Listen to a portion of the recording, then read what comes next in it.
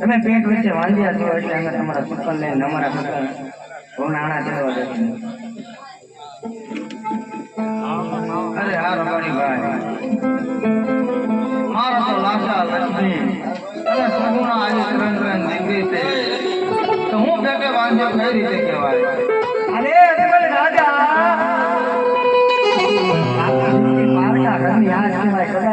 આજે પ્રણાવી હોય ને બાપુ, કાલી પોત પોતાના સાસરે ચાલી જાય.